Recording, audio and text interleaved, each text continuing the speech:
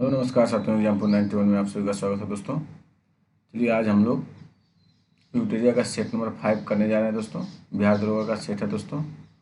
आप भाई बहनों से यही गुजारिश है दोस्तों, आप 1 से 2 बार वीडियो को ज़रूर देखिए। और जिन भाई बहनों को सेट मारना है दोस्तों, सेट लगाना है, पीडीएफ भी लेना है दोस्तों, वो जाइए एग्जाम्पल 91 पर टेलीग्राम पर सर्च कीजिए। वहाँ से एग्जाम्पल 91 पर ज्वाइन कीजिए। वहाँ पीडीएफ के साथ साथ आंसर की और दोस्तों डिस्कशन समेत दिया जाता है। जो एग्जाम यूटेरिया का जो बुक है उसका पूरा सॉल्यूशन और क्वेश्चन आंसर पूरा दिया जाता है दोस्तों। आप लोग वहाँ से जाके उसको प्राप्त कीजिए और बनाइए और खुद से चेक कीजिएगा आपका कितना नंबर आ रहा। और उसके बाद अगर आपके पास टाइम नहीं बचता है तो आप 1 से 2 बार वीडियो को ज़रूर से ज़रूर देखिए दोस्तों। इससे आपको लगेगा हाँ हम क्या जान रहे हैं और क्या नहीं जान रहे हैं।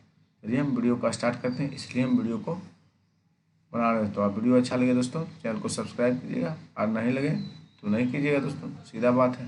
अगर आपको अच्छा लगता है तो सब्सक्राइब कीजिएगा। चलिए हम आगे बढ़ते हैं दोस्तों।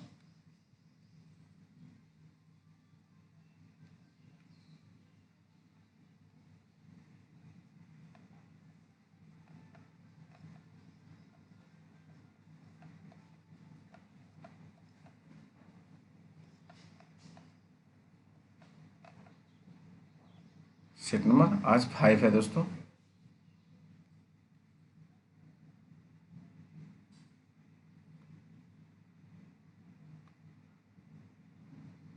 थोड़ा जूम कर देते हैं दोस्तों।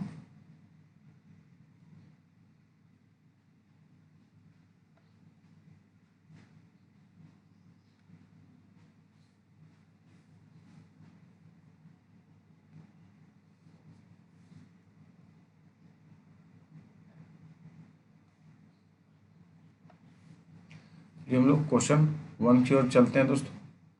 भारत के महान्यायवादी के बारे में निम्नलिखित में कौन सा कथन सही नहीं है दोस्तों। देखिए क्वेश्चन नंबर जो है ए ही सही नहीं है, क्योंकि उसे केवल भारत के उच्च न्यायालय में सुनवाई का अधिकार है दोस्तों। ये गलत है दोस्तों। उच्चतम न्यायालय में सुनवाई का अधिकार नहीं है, उसे कोई भी न्यायालय में सुनने का अधिकार है दोस्तों। देखिए भारत महान्यायवादी भारत सरकार का विधि अधिकारी होता है, ये तो आप लोग जानते ही होंगे। महान्यायवादी को भारत के राज्य क्षेत्र के सभी न्यायालयों में सुनवाई करने का अधिकार होता है, ना कि केवल उच्चतम न्यायालय में।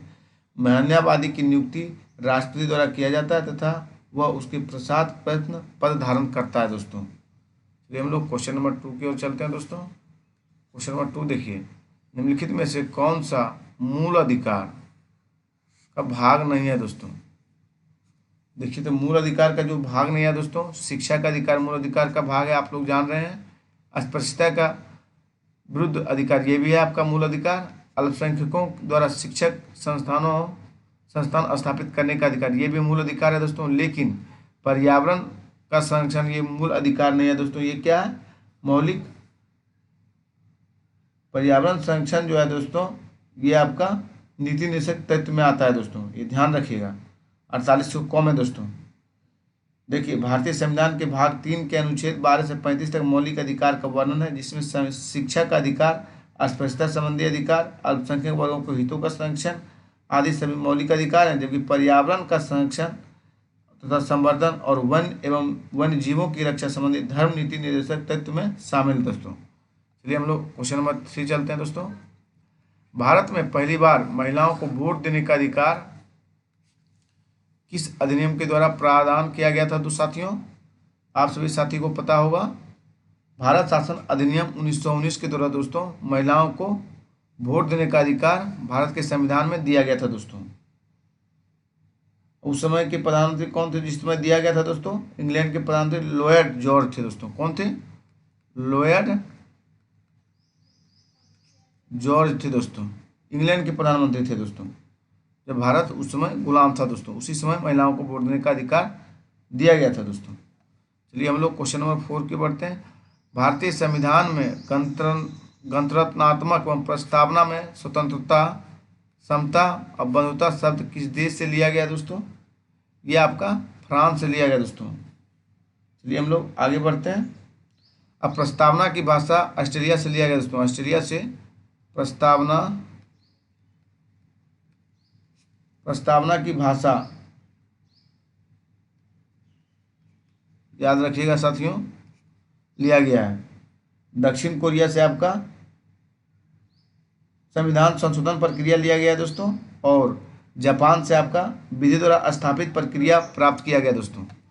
चलिए हम लोग क्वेश्चन नंबर 5 की ओर बढ़ते हैं। निम्नलिखित में कौन सा व्यक्ति 1946 में गठित अंतरिम मंत्रिमंडल का सदस्य नहीं था दोस्तों? तो नहीं था क्वेश्चन पूछा है, थोड़ा ध्यान से पढ़िएगा क्वेश्चन, नहीं में इंसान गलती कर जाता है दोस्तों। इसमें दोस्तों देखिए डॉक्टर एस राधाकृष्णन अंतरिम मंडल के सदस्य नहीं थे दोस्तों। ऑप्शन नंबर सी आपका सही होगा दोस्तों। सी राजगोपालाचारी थे, डॉक्टर राजेंद्र प्रसाद भी थे, जगजीवन राम भी थे दोस्तों। चलिए हम लोग क्वेश्चन नंबर 6 की ओर बढ़ते हैं साथियों। कौन सा सही सुमेलित है? तो देखिए संघ राज्य क्षेत्र का प्रशासन अनुच्छेद 239 के तहत है दोस्तों, ये आपका सही है। फिर देखिए राष्ट्रपति को किसी विधेयक पर अनुमति देने का अधिकार अनुच्छेद 111 के तहत है दोस्तों, ये भी आपका सही है दोस्तों। देखिए संसद के सत्र और सत्रावासन और विघटन अनुच्छेद 85 के तहत किया जाता है, ये भी सही है दोस्तों। इसलिए ऑप्शन आपका डी लेगा दोस्तों, सभी सही है। क्वेश्चन नंबर 7 देखिए, संविधान की अनुसूची 6 किस राज्य में लागू नहीं की जाती है दोस्तों? तो ये दोस्तों आपका जहाँ लागू किया जाता है उसको जानिए पहले। आपका असम में लागू की जाती है दोस्तों, फिर आपका मेघालय में लागू किया जाता है, फिर त्रिपुरा में लागू किया जाता है दोस्तों, लागू किया जाता है।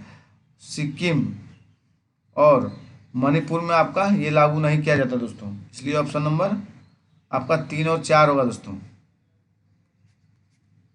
ध्यान दीजिएगा ये क्वेश्चन को, याद दिमाग में बैठाने का कोशिश कीजिएगा साथियों। चलिए हम लोग क्वेश्चन नंबर 8 की ओर बढ़ते हैं दोस्तों।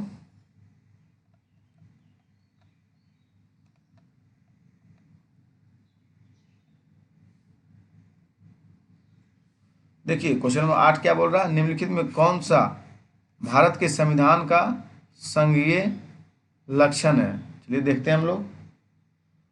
तो लिखित संविधान संघीय लक्षण का उदाहरण है दोस्तों, फिर आपका कठोर संविधान ये भी है, फिर आपका दोस्तों न्यायिक सर्वोच्चता ये भी है, फिर केंद्र और राज्यों के मध्य शक्तियों का वितरण ये भी है दोस्तों, इसलिए ऑप्शन नंबर डी लेगा दोस्तों, एक से अधिक मतलब चारों है दोस्तों। क्वेश्चन नंबर 9 देखिए, निम्नलिखित में किस राज्य के विधानसभा के सीटों की संख्या सर्वाधिक है दोस्तों? ये दोस्तों आपका उत्तराखंड की विधानसभा सीटों की संख्या अधिक है दोस्तों, ऑप्शन नंबर ए लेगा दोस्तों। देखिए सबको बता देते हैं दोस्तों, उत्तराखंड में 70 सीट है, याद रखिएगा।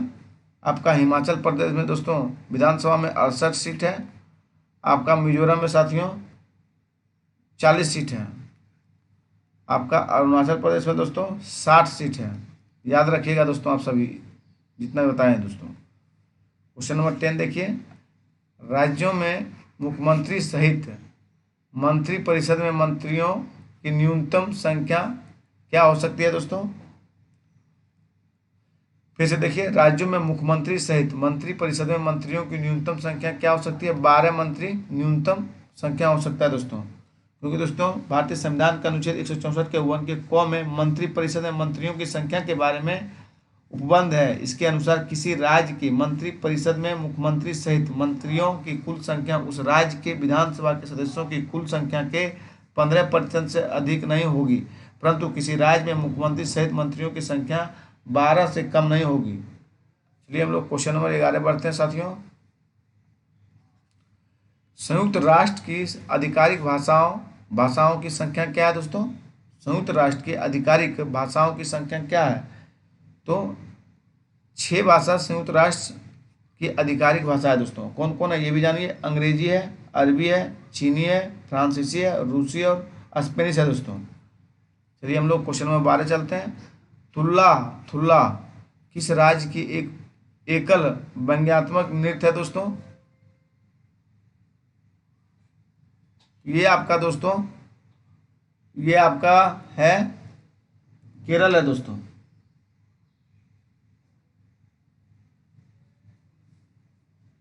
चलिए हम लोग आगे बढ़ते हैं दोस्तों।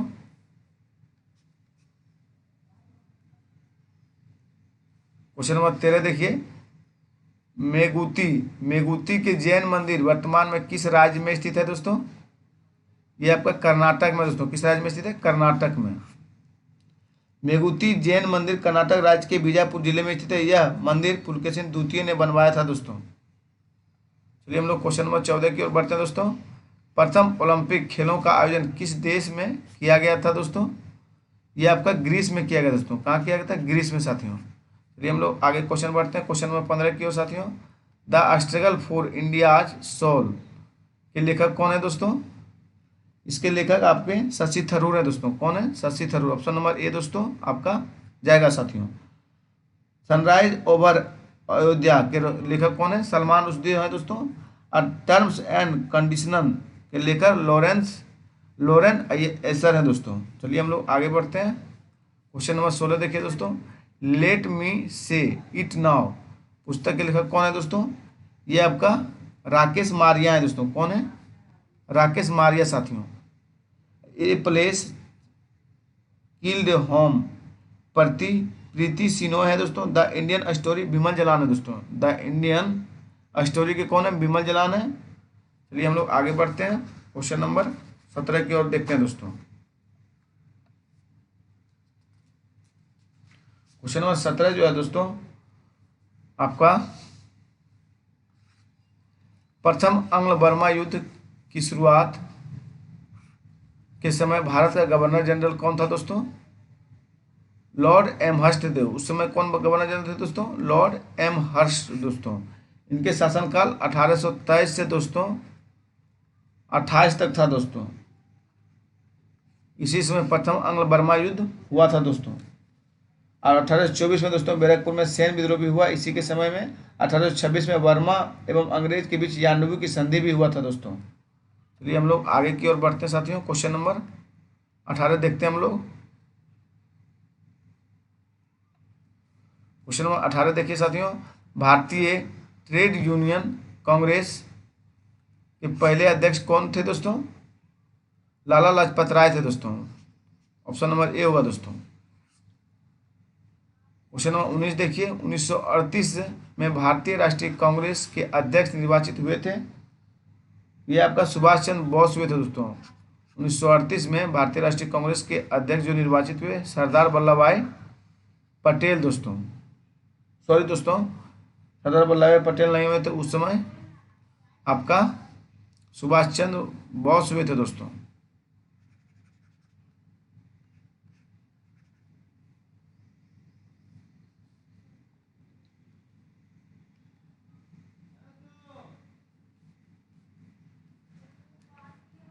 ऑप्शन नंबर बी होगा दोस्तों।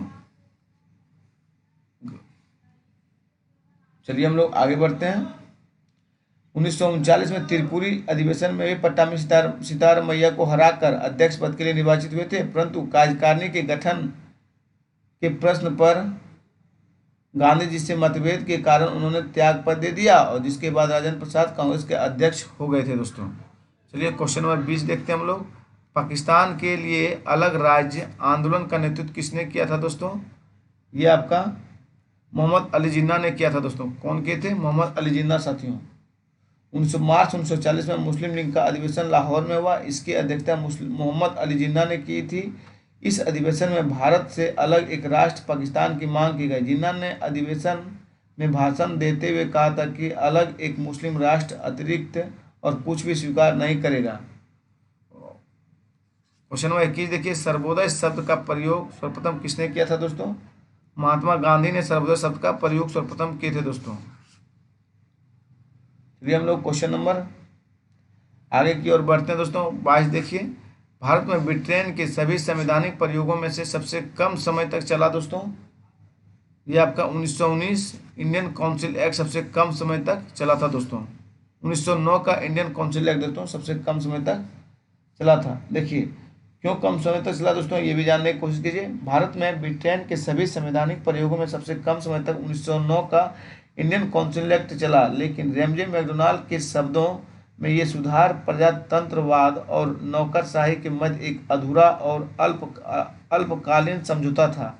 भारतीय परिषद अधिनियम 1909 द्वारा ब्रिटिश भारत में सांप्रदायिक प्रतिनिधित्व की व्यवस्था की गई, जिसके अंतर्गत मुसलमानों के लिए पृथक निर्वाचन मंडल की व्यवस्था किया गया। गांधी जी ने कहा माले मृत्युसुधार ने हमारा सर्वनाश कर दिया दोस्तों।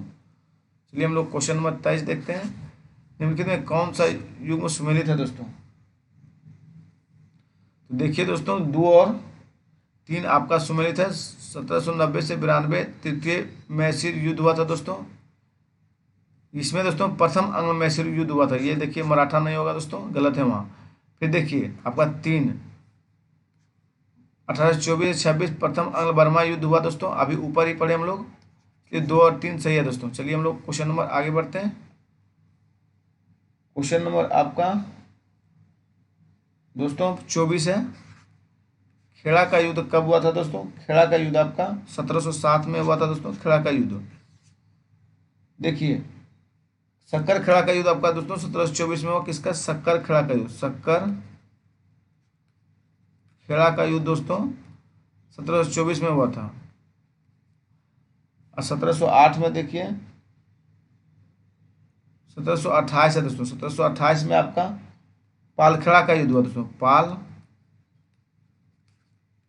खेड़ा का युद्ध हुआ दोस्तों। चलिए हम लोग आगे की ओर बढ़ते हैं दोस्तों। क्वेश्चन नंबर 25 देखिए। पुस्तक शाहजहांनामा के लेखक कौन है? इनायत खान है दोस्तों। कौन है? Inayat Khan. Option number A होगा दोस्तों। चलिए हम लोग क्वेश्चन नंबर 26 की ओर बढ़ते हैं। किस मुगल शासक के दरबार में 2 प्रसिद्ध संस्कृत कवि वंशीधर और मिश्र एवं हरिनारायण मिश्र रहते थे दोस्तों? वे थे दोस्तों शाहजहां थे। कौन थे? शाहजहां। चलिए हम लोग आगे बढ़ते हैं। क्वेश्चन नंबर 27 देखिए साथियों। निम्न में से कौन सा कवि सगुन संप्रदाय से संबंधित नहीं थे दोस्तों? सगुन संप्रदाय से जो संबंधित नहीं थे वो दोस्तों कबीर थे। कौन थे? कबीर दोस्तों। सूरदास तुलसीदास चैतन्य थे दोस्तों। चलिए हम लोग 28 नंबर देखते हैं। देवल अंतर्राष्ट्रीय बंदरगाह के रूप में प्रसिद्ध था। देवल जो अंतर्राष्ट्रीय बंदरगाह था दोस्तों वो सल्तनत काल में अंतर्राष्ट्रीय बंदरगाह के रूप में प्रसिद्ध था दोस्तों। चलिए हम लोग आगे बढ़ते हैं। क्वेश्चन नंबर 29 देखते हैं दोस्तों। मोहम्मद बिन तुगलक को प्रिंस ऑफ मनियर्स की संज्ञा दी थी दोस्तों। किसने दिया था दोस्तों? एडवर्ड थॉमस दिए थे दोस्तों। कौन दिए थे? Edward Thomas. Option number C होगा दोस्तों। चलिए हम लोग क्वेश्चन नंबर आगे की ओर बढ़ते हैं साथियों।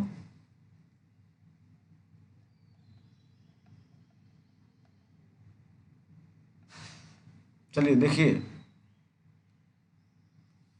क्वेश्चन नंबर 30 देखिए दोस्तों। सैंदव सभ्यता का महान स्नानागार कहाँ से प्राप्त हुआ था दोस्तों? महान स्नानागार दोस्तों आपका मोहनजोदड़ो से प्राप्त हुआ था। ऑप्शन नंबर ए लेगा साथियों। देखिए सैंदव सभ्यता के महान स्नानागार के साक्ष्य मोहनजोदड़ो से प्राप्त हुए। इसकी लंबाई उत्तर से दक्षिण की ओर 55 मीटर और चौड़ाई पूरब से पश्चिम की ओर 33 मीटर है। इसके मध्य स्थित स्नानकुंड 11.88 मीटर लंबा और 7.01 मीटर चौड़ा एवं 2.43 मीटर गहरा है दोस्तों। चलिए हम लोग क्वेश्चन नंबर 31 की ओर बढ़ते हैं। किस वेद में सभा और समिति को प्रजापति की 2 पुत्रियां कहा गया दोस्तों? आप लोग जानते हैं दोस्तों अथर्ववेद में कहा गया। किस वेद में दोस्तों? अथर्ववेद में। चलिए क्वेश्चन नंबर 32 की ओर बढ़ते हैं। कौन सा क्षेत्र अशोक के साम्राज्य में सम्मिलित नहीं था दोस्तों? अशोक के साम्राज्य में जो सम्मिलित नहीं था साथियों वो आपका श्रीलंका नहीं था दोस्तों। उस समय अशोक के राज्य में सम्मिलित दोस्तों आपका अफगानिस्तान था, कलिंग था और बिहार था दोस्तों। कलिंग वर्तमान में उड़ीसा राज्य पड़ता है दोस्तों। चलिए क्वेश्चन नंबर 33 देखिए। 95वां ऑस्कर अवार्ड के तहत नाटू नाटू गाने को सर्वश्रेष्ठ गाना का अवार्ड दिया गया। इस गाने के संगीतकार हैं दोस्तों, तो आप सभी दोस्तों को मालूम होगा M.M. कीरावानी है दोस्तों। कौन है? M.M. कीरावानी दोस्तों ये गाने के लेखक हैं दोस्तों। चलिए हम लोग क्वेश्चन नंबर 34 की ओर बढ़ते हैं। गैस अथॉरिटी ऑफ इंडिया के नए निदेशक कौन बने हैं दोस्तों? तो संदीप के गुप्ता बने दोस्तों। कौन बने? संदीप के गुप्ता दोस्तों। ऑप्शन नंबर बी है दोस्तों। चलिए 35 देखिए। INS बेला स्कॉर्पियन श्रेणी की पनडुब्बी को किस देश ने विकसित किया था दोस्तों? ये साथियों आपका फ्रांस देश ने विकसित किया था दोस्तों INS बेला को दोस्तों, ध्यान रखिएगा।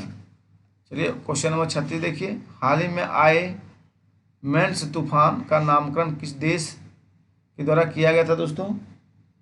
ये आपका यूएई के द्वारा किया गया दोस्तों। किसके द्वारा? यूएई के द्वारा साथियों।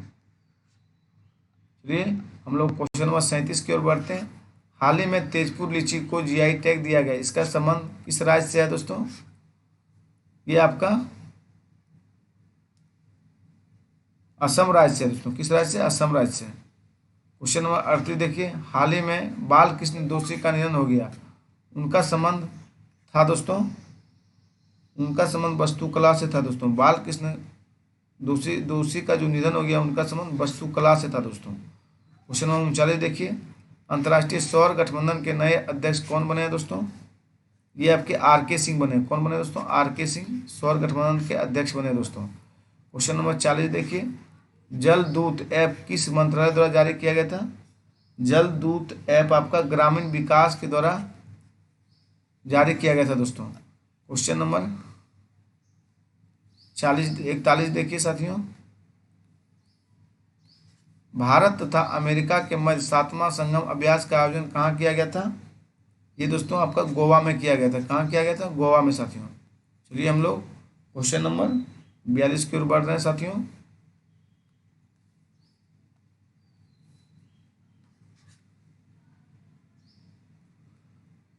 भारत और पाकिस्तान सीमा पर सुरक्षा के उद्देश्य से बीएसएफ द्वारा कौन सा ऑपरेशन चलाया गया था दोस्तों? तो आपका ऑपरेशन अलर्ट चलाया गया था। कौन चलाया गया था? ऑपरेशन अलर्ट दोस्तों। चलिए हम लोग 43 देखते हैं, जलवायु परिवर्तन प्रदर्शन सूचकांक 2023 में कौन सा देश प्रथम स्थान पर रहा था दोस्तों? डेनमार्क प्रथम स्थान पर रहा था दोस्तों। कौन रहा था? डेनमार्क साथियों। चलिए 44 देखते हैं, आम बजट 2023-24 के तहत मनरेगा के लिए कितनी राशि आवंटित की गई थी दोस्तों? 6,000 करोड़ 60,000 करोड़ दोस्तों 2023 के लिए मनरेगा के लिए राशि प्रस्तुत की गई है दोस्तों, तो दिया गया दोस्तों काम करवाने के लिए। डिजिटल शक्ति 4.0 कार्यक्रम की शुरुआत की गई दोस्तों इस मंत्रालय के तहत? तो दोस्तों ये महिला आयोग मंत्रालय के तहत शुरुआत किया गया दोस्तों।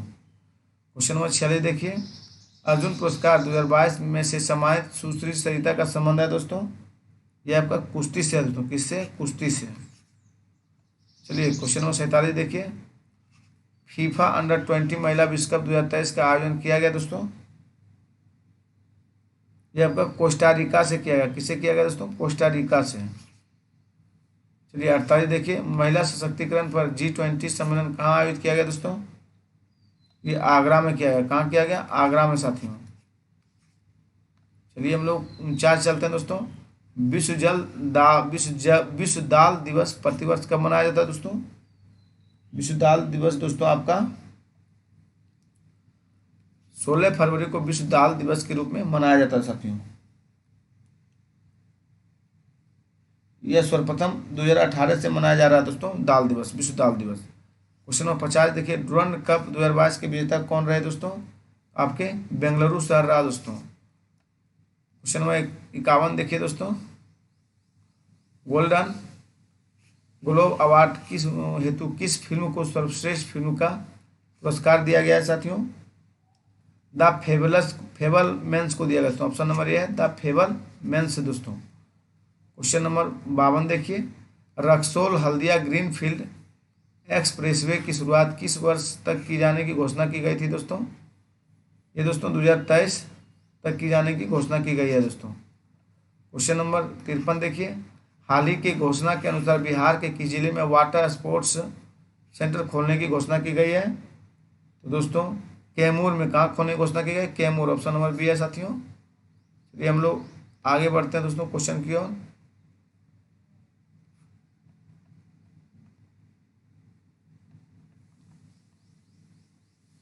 क्वेश्चन नंबर 54 है दोस्तों, अभी हाल ही में किस पार्टी को राष्ट्रीय पार्टी का दर्जा दिया गया दोस्तों?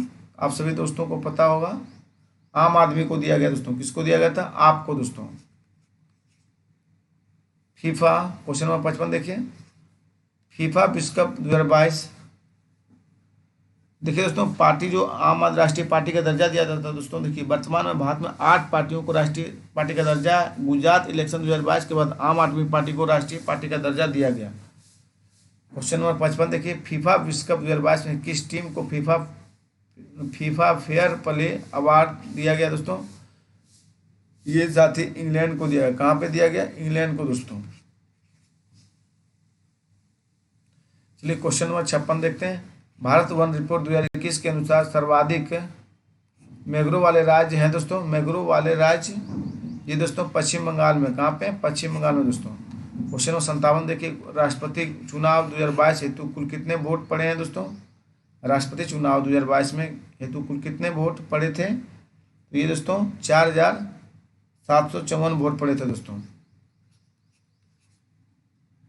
राष्ट्रीय चुनाव 2022 हेतु कुल 4 राउंड में वोटों की गिनती की गई थी, जिसमें कुल मिलाकर 4754 वोट पड़े, जिसमें 4701 वोट वैध थे और राष्ट्रपति द्रौपदी मुर्मू को 2824 वोट पड़े थे दोस्तों।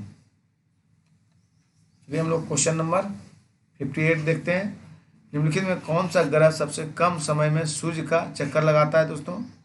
आप सभी लोग जान रहे हैं, बुध दोस्तों। ये 88 दिन में सूर्य का चक्कर लगाता है दोस्तों। चलिए हम लोग आगे बढ़ते हैं। क्वेश्चन नंबर 59 देखिए, विश्व के 2 सबसे छोटे महाद्वीप कौन है दोस्तों?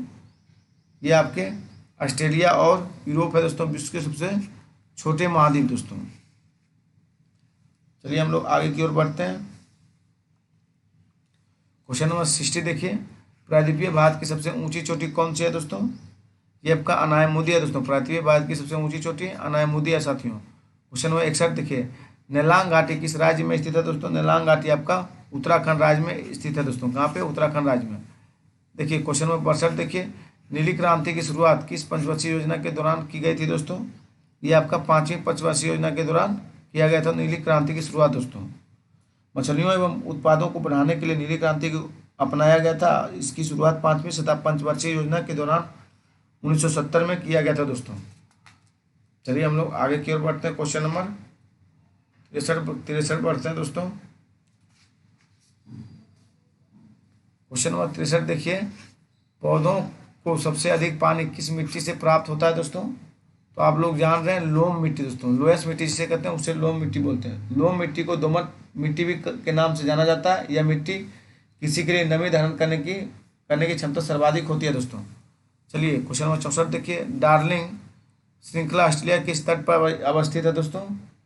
दक्षिण पश्चिम तट पर डार्लिंग श्रृंखला व्यवस्थित है दोस्तों। चलिए हम लोग आगे बढ़ते हैं। हॉर्न ऑफ अफ्रीका के भाग हैं दोस्तों। हॉर्न ऑफ अफ्रीका के जो भाग हैं वो सोमालिया, इथोपिया, जिबूती है दोस्तों। कौन कौन है? सोमालिया, इथोपिया और जिबूती दोस्तों। चलिए क्वेश्चन नंबर हम लोग चलते हैं 66 की ओर दोस्तों। क्वेश्चन नंबर 66 देखिए,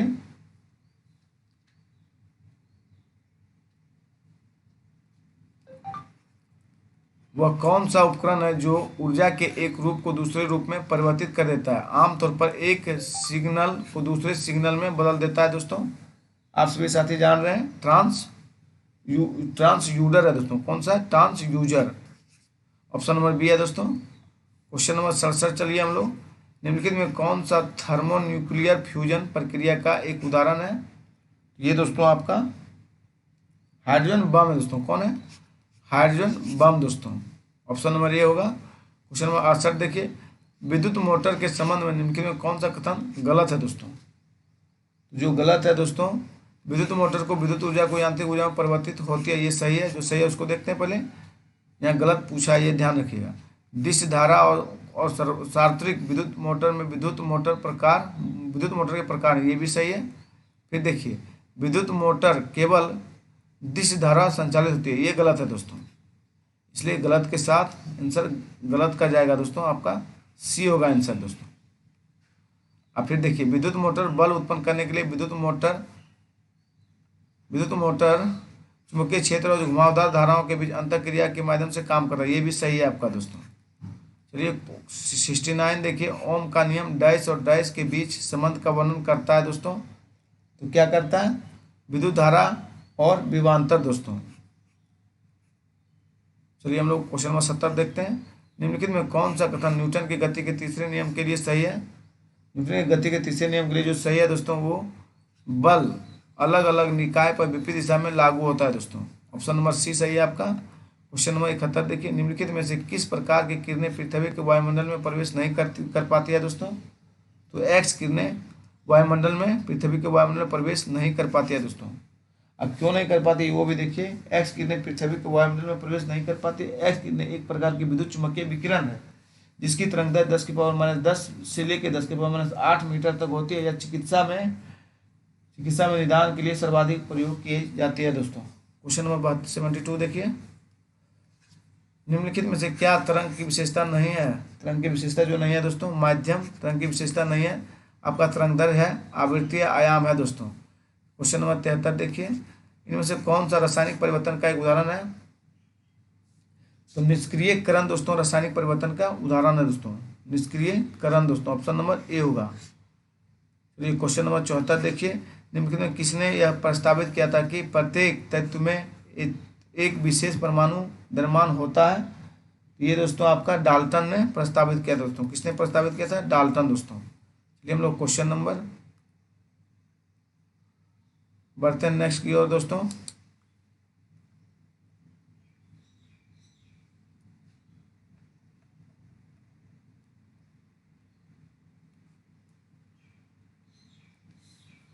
देखिए 75 है, लोहे को कठोर और मजबूत बनाने के लिए निम्न में से क्या मिलाया जाता है दोस्तों? आप सभी लोग जान रहे हैं। इसमें दोस्तों कार्बन को मिलाया जाता है लोहा को कठोर और मजबूत बनाने के लिए दोस्तों। चलिए हम लोग आगे बढ़ते हैं। क्वेश्चन नंबर 76 है दोस्तों, इलेक्ट्रॉन की वह अधिकतम संख्या तो बारहवीं कक्षा में इलेक्ट्रॉन की वह अधिकतम संख्या तो बारहवीं कक्षा में रह सकता है दोस्तों 8 इलेक्ट्रॉन रह सकता है। कितना दोस्तों? 8 इलेक्ट्रॉन। 77 देखिए, निम्नलिखित में से किस नियम के अनुसार गैस का आयतन और गैस का दाब के विद्युत क्रमानुपाती होता है दोस्तों? तो बोयल का नियम है। कौन है दोस्तों? बोयल का नियम है। चलिए क्वेश्चन नंबर 78 देखिए, पीएच मान 7 से 14 में हुई वृद्धि निम्न में से किसका प्रतिनिधित्व करती है दोस्तों? ये आपका OH माइनस आयन सांद्रता में वृद्धि दोस्तों। आपका ऑप्शन नंबर डी होगा दोस्तों। चलिए हम लोग क्वेश्चन नंबर 79 चलते दोस्तों। फ्लोरीन, क्लोरीन, ब्रोमीन और आयोडीन और स्टेटिन की समानता किस नाम से जाना जाता है दोस्तों? ये हैलोजन के नाम से जाना जाता है। किस नाम से? हैलोजन के नाम से दोस्तों। चलिए क्वेश्चन नंबर 80 देखते हैं हम लोग। निम्नलिखित 4 तत्वों में से 3 तत्व किसी न किसी प्रकार से एक समान है जबकि एक भिन्न है। कौन सा तत्व भिन्न है दोस्तों? ये आपका पोटेशियम भिन्न है। कौन है दोस्तों? पोटेशियम आपका भिन्न है दोस्तों। क्वेश्चन नंबर 81 देखिए, अमोनिया सल्फेट का रासायनिक सूत्र होता है दोस्तों NH4 के हॉल टू SO4 दोस्तों। ऑप्शन नंबर बी होगा दोस्तों अमोनिया का रासायनिक सूत्र। चलिए क्वेश्चन नंबर 82 देखिए दोस्तों, साइटोप्लाज्मा एक जेली जैसा द्रव होता है जो मौजूद होता है दोस्तों, वो आपका केंद्रक और कोशिका झिल्ली के बीच मौजूद होता है दोस्तों। कहाँ पे होता है? केंद्रक और कोशिका झिल्ली के बीच मौजूद होता है दोस्तों। 83 देखिए, किस प्रकार के ऊतक में एक समान कार्य करने वाली विभिन्न प्रकार की कोशिका होती है दोस्तों? वो होती है जटिल ऊतक में दोस्तों। किसमें होती है? जटिल ऊतक में दोस्तों।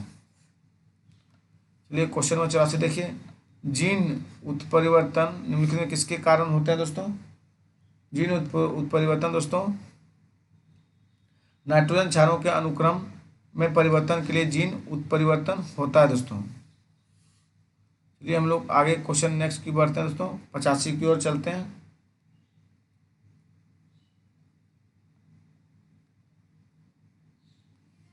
देखिए 85 है दोस्तों, क्वेश्चन नंबर 85। निम्नलिखित में कौन सा अकशेरुकी प्राणियों में शामिल नहीं है दोस्तों? क्या पूछा है? नहीं, शामिल नहीं है। तो जो शामिल नहीं है दोस्तों वो आपका सरीसृप शामिल नहीं है दोस्तों। 86 देखिए, किसी व्यक्ति के पाचन तंत्र की जांच करने के लिए इस्तेमाल किए जाने वाला यंत्र क्या कहलाता है दोस्तों? आपका इंडोस्कोप कहलाता है। क्या कहलाता है? इंडोस्कोप। ऑप्शन नंबर सी है दोस्तों। क्वेश्चन नंबर 87 देखिए, निम्नलिखित में से मानव मस्तिष्क का वह हिस्सा कौन सा है जिसमें विचार का संग्रह होता है दोस्तों? तो अग्र मस्तिष्क है दोस्तों। क्या है? अग्र मस्तिष्क दोस्तों। चलिए हम लोग आगे बढ़ते हैं। देखिए, मानव में अग्र मस्तिष्क अति विकसित होता है। समस्त बुद्धि, चेतना, इच्छा शक्ति, ज्ञान, स्मृति, वाणी और चिंतन एवं विचार संग्रह का केंद्र होता है। अतः यही पढ़ने, लिखने और बोलने और सोचने और समझने और भविष्य नियोजन आदि की क्षमता प्रदान करता है। अग्र मस्तिष्क हंसने, रोने और मलमूत्र त्याग आदि प्रतिवर्ती क्रियाओं का भी नियंत्रण करता है। यह संवेदी सूचनाओं के प्रसारण केंद्र का कार्य भी करता है दोस्तों। देखिए 88 देखिए, किसी जंगम जोड़े मोबाइल ज्वाइंट की दो हड्डियों के बीच पाए जाने वाली स्नेह पदार्थ को क्या कहा जाता है दोस्तों? साइनोवियल द्रव कहा जाता है। क्या कहा जाता है? साइनोवियल द्रव दोस्तों। चलिए हम लोग आगे बढ़ते हैं। क्वेश्चन नंबर 89 दोस्तों, आयोडीन निम्न में से किसके संश्लेषण के लिए आवश्यक है दोस्तों? आयोडीन आपका थायरोक्सिन के लिए आवश्यक है दोस्तों। किसके लिए? थायरोक्सिन के लिए दोस्तों। क्वेश्चन नंबर 90 देखिए, किस विटामिन की कमी से बच्चों में रिकेट्स नामक रोग हो जाता है दोस्तों? तो विटामिन डी की कमी से बच्चों में रिकेट्स नामक रोग उत्पन्न हो जाता है दोस्तों। विटामिन ए से दोस्तों रतौंधी होता है, और विटामिन B1 से दोस्तों बेरी, अब बी सी दोस्तों स्कर्वी हो जाता है। चलिए हम लोग आगे चलते हैं। क्वेश्चन नंबर 91, मानव में बैक्टीरिया के संक्रमण का सबसे आम इलाज क्या है दोस्तों? एंटीबायोटिक्स है दोस्तों। क्या है? एंटीबायोटिक, ऑप्शन नंबर सी दोस्तों। 92 देखिए, निम्नलिखित में से कौन से उपादान एकाधिकारी प्रतियोगिता को सूचित करता है दोस्तों? तो वो दोस्तों विभेदित उत्पाद और दोस्तों क्रेताओं और विक्रेताओं की बड़ी संख्या दोस्तों। इसलिए ऑप्शन नंबर ए जाएगा दोस्तों, 1 और 2। चलिए हम लोग नेक्स्ट क्वेश्चन की ओर चलते हैं। क्वेश्चन नंबर 93 है दोस्तों, संयुक्त राष्ट्र विकास कार्यक्रम यूएनडीपी का मुख्यालय कहाँ अवस्थित है दोस्तों? चलिए हम लोग आगे की ओर देखते हैं।